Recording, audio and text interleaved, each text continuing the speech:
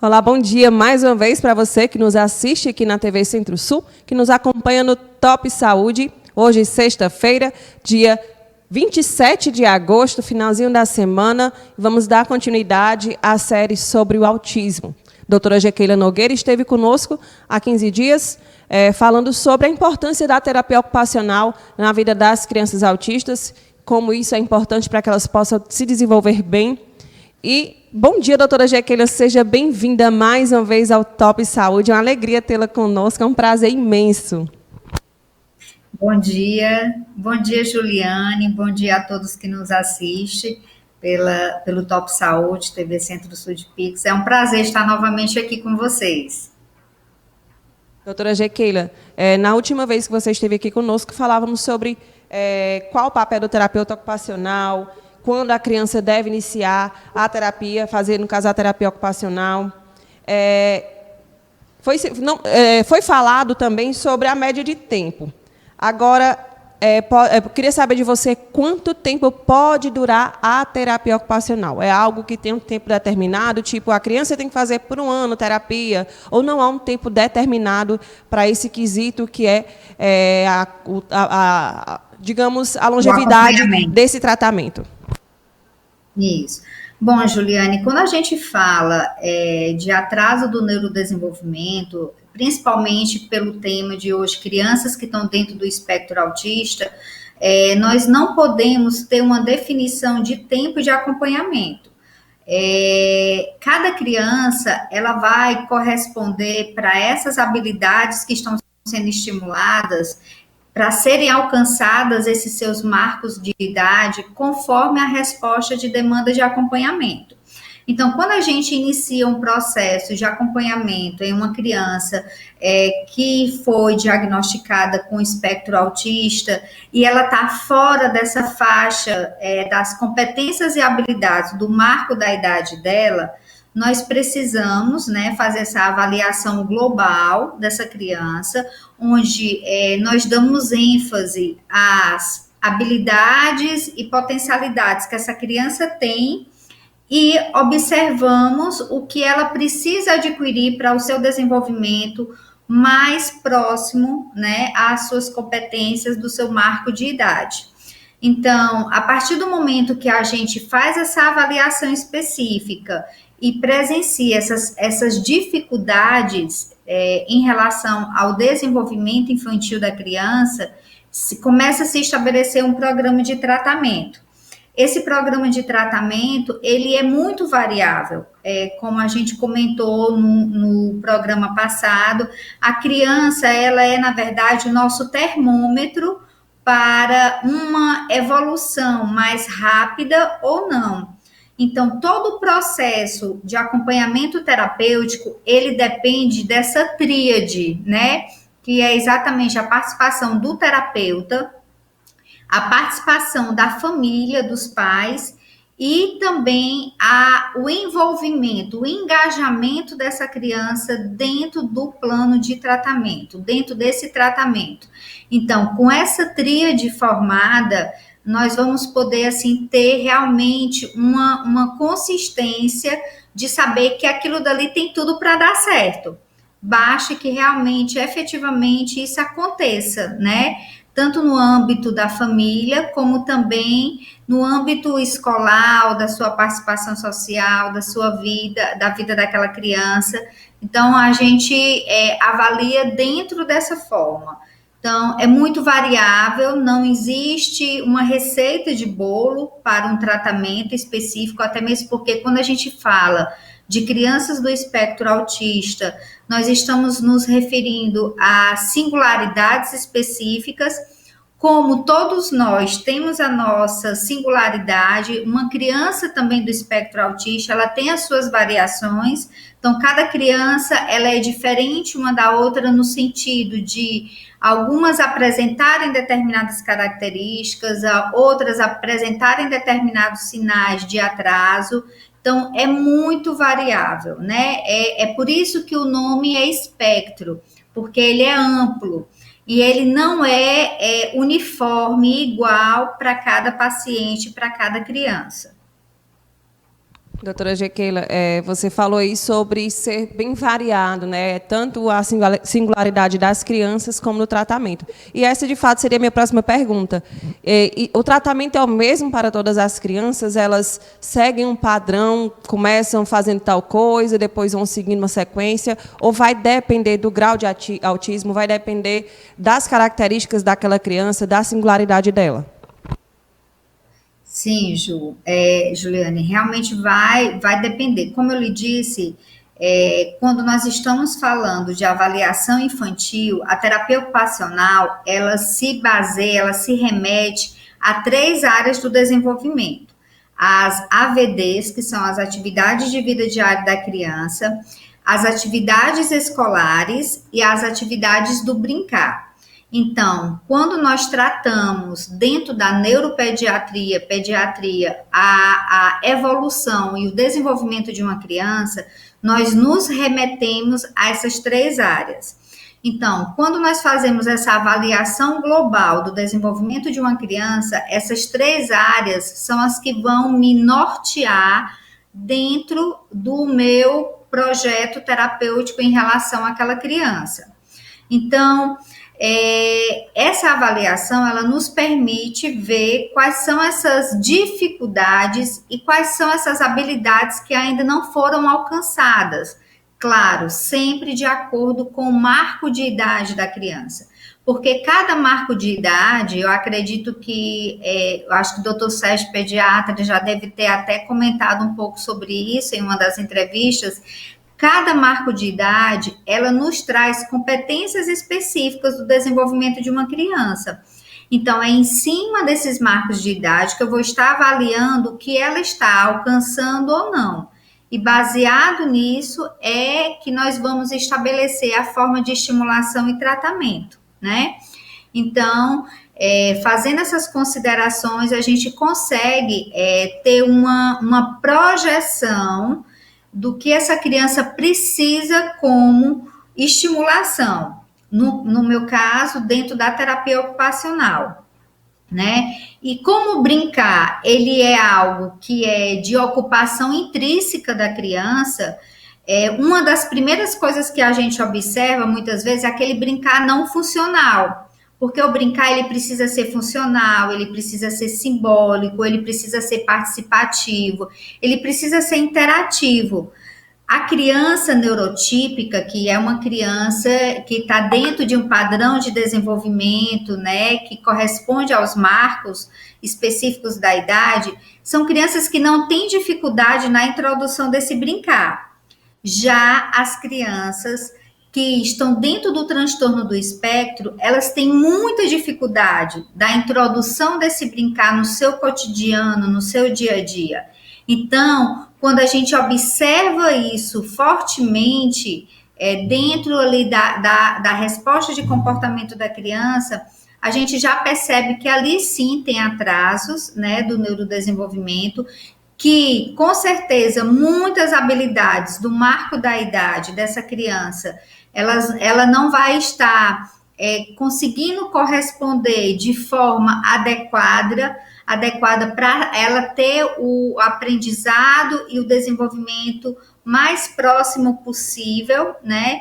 E aí a gente percebe como é necessário essa intervenção mais rápido possível, né? As habilidades, Juliana, só completando aqui, as habilidades que a gente observa dentro da terapia ocupacional, né, para buscar essa independência e autonomia do desenvolvimento da criança são os treinos de AVDs, que são os treinos de atividades de vida diária, que é o quê? Higiene, vestuário, habilidades para alimentação, que é o que a gente faz no nosso dia a dia, né? Que nos permite ter autonomia e independência.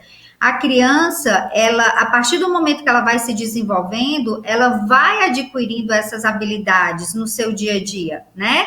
Então, os pais vão começando a favorecer que elas realizem isso com independência e autonomia.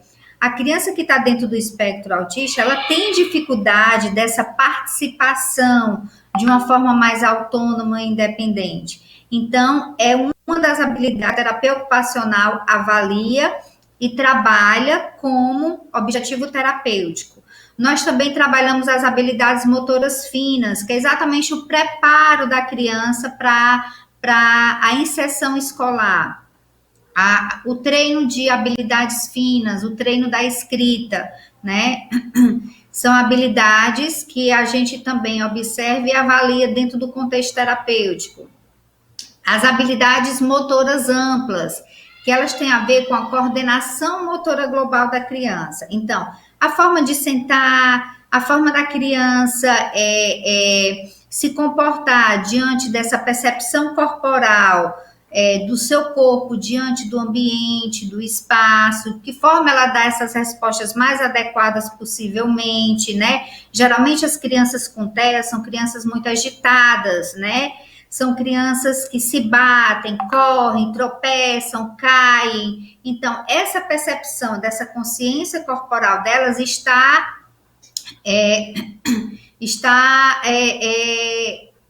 ela tem dificuldade em ter uma organização melhor, né?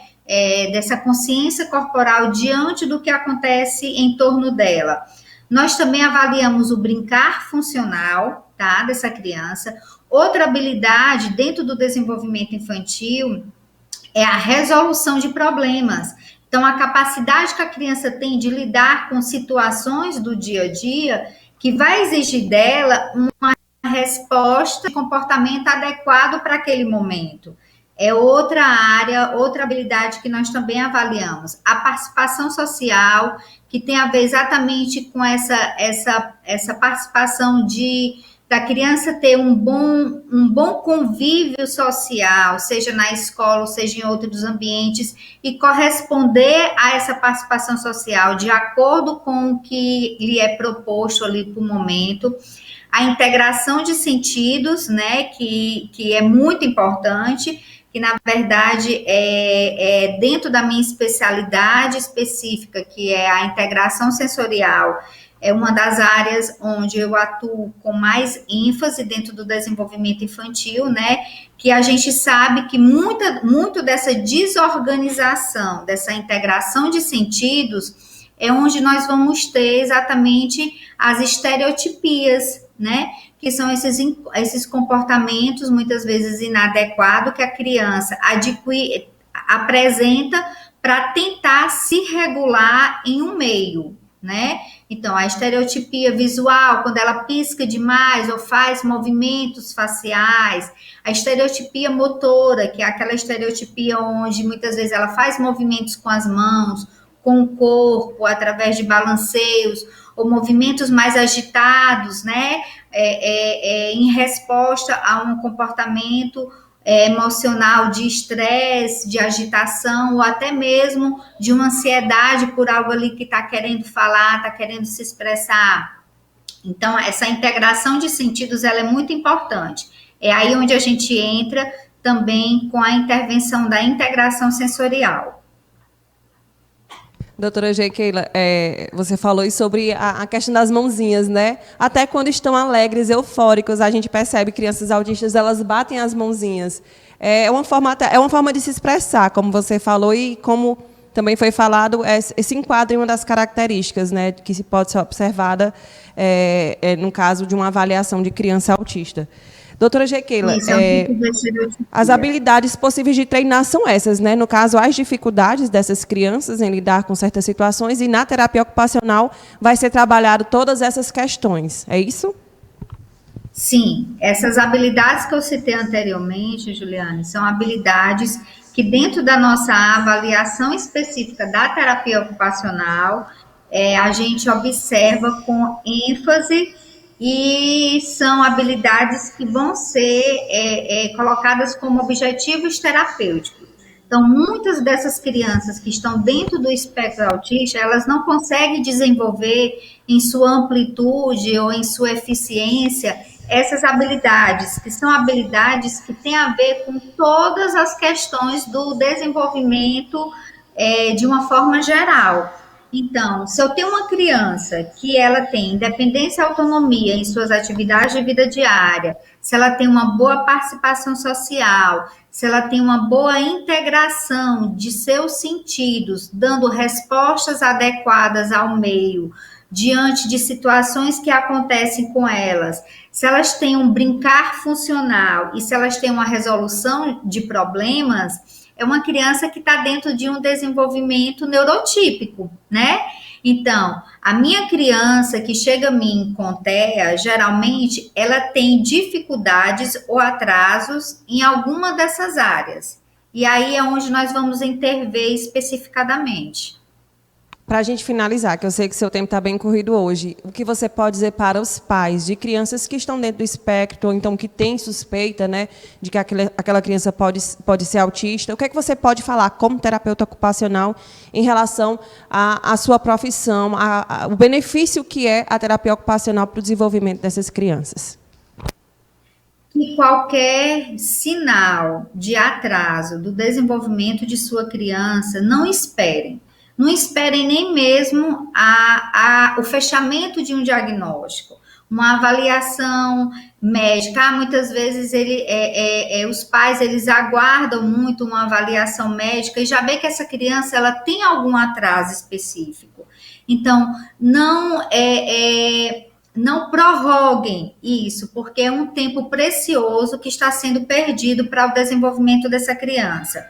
A estimulação precoce, ela é tão importante e valiosa quanto o diagnóstico precoce. Então, muitas vezes, quando você consegue se antecipar, mesmo sabendo que precisa passar por uma avaliação de um neuropediatra, de um pediatra, mas você consegue identificar no desenvolvimento daquela criança que ela está precisando de ajuda, que ela tem dificuldade em coisas simples que muitas vezes outras crianças, outros pares da mesma idade já conseguem realizar, já conseguem fazer. E os pais percebem ali no cotidiano que ela não está correspondendo de uma forma tão favorável, busquem profissionais capacitados, habilitados, que sejam capazes de ajudar dentro do desenvolvimento infantil dessa criança. E o terapeuta ocupacional é um desses profissionais. Ele trabalha dentro da pediatria diretamente com o desenvolvimento infantil e vai poder realmente ajudar muito a identificar essas dificuldades que estão sendo vistas ali no cotidiano e orientar da melhor forma possível como se estimular essa criança e começar aí a condução realmente estendendo-se a um programa de tratamento, né, mais específico para o desenvolvimento dessa criança. Tá certo, Ju? Então, esse é o recado que eu deixo. É muito importante a intervenção precoce. A gente minimiza muito os agravos do desenvolvimento de uma criança se a gente consegue antecipar, se a gente consegue se atentar a fatores. Como sempre, são informações valiosas, muito bem explicadas. Eu agradeço muito, Jequila, a sua disponibilidade, por trazer tantas informações necessárias, né? O autismo ainda existem muitos tabus e muitas limitações, mas nem tanto para a criança, mas sim, acredito, para os cuidadores, para os pais, que às vezes se apegam muito ao preconceito, ao medo que os outros vão falar, de não querer aceitar um diagnóstico e talvez tardar essa terapia, que é fundamental. Agradeço mais uma vez, muito obrigada. Em breve quero vê-la novamente, com outras temáticas que são inúmeras, não é? São muitas coisas a serem tratadas. Eu sei que você tem paciente daqui a pouquinho, não vou prolongar muito, mas queria deixar um beijo, agradecer. Produção, coloca rapidinho. Obrigada. Essa produção é maravilhosa, foi ligeiro. O arroba de doutora Jequila. Jequila, arroba Jequila, terapeuta ocupacional. Quem quiser marcar consulta, tirar dúvidas, pode acessar, né, doutora, pelo Instagram. Um beijo para você, um ótimo dia de trabalho. Juliane, muito obrigada e estou à disposição para outros momentos. Um grande abraço e agradeço a equipe sempre pela atenção. Eu que agradeço pela disponibilidade.